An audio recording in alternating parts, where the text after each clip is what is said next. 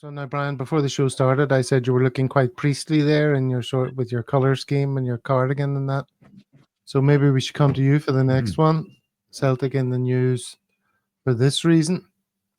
Yeah, I saw that on YouTube trying to make Tommy a saint, and his son was on, and it was Chris McLaughlin was on talking about, I think there was a lot of Tommy's charity work come out after he passed, and he was a communicant, which for all those members of the non-Christian community, he basically taking Holy Communion every day, same as someone else we know. Jose Mourinho is a communicant. So, but Tom did a lot of work for charity, and he was. I don't think they're going to make him a saint, but hey, why not? I love the man. Yeah, everyone loves the man. It's not a question of even those who are sort of balking at this whole notion. It's got nothing to do with the man himself. It's more, the issue. I mean, if to you all of this is real and important, then this is clearly fantastic news, very exciting and very appealing, and you can see why some people are thrilled to bits about it. And we can be happy for them. No need to go spoiling people's fun, Stephen. But if it isn't your cup of tea, it might all come across as a bit silly and irrelevant, you might say. Yeah, look, I'm not. I don't think this is the right thing to be doing at all.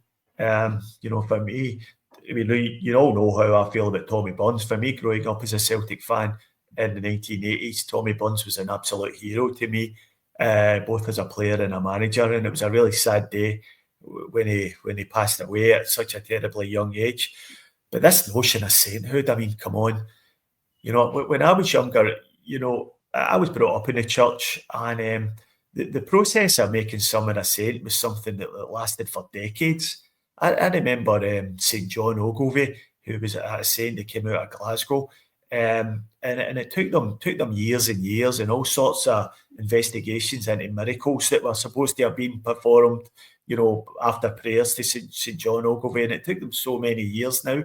But now it seems to have descended into like an award you get after you die if you've led a good life, which unquestionably, Tommy Burns led a really good life and was an absolutely brilliant guy. But sainthood, not at all. That's just nonsense for me. And it's demeaning to the man himself, and demeaning to the whole Catholic notion of sainthood.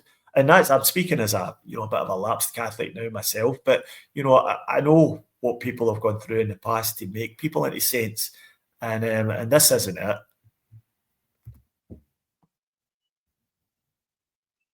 Yeah, I mean, it's an interesting topic. Like, the Celtic fan base is, pun intended, a very broad church. We're not all Republicans. We're not all of Irish descent. We're not all What do you mean? Catholics. What do you mean, Gav? We're not Republicans. Well, not everyone who supports Celtic is. I'm more. I must be on the wrong show here.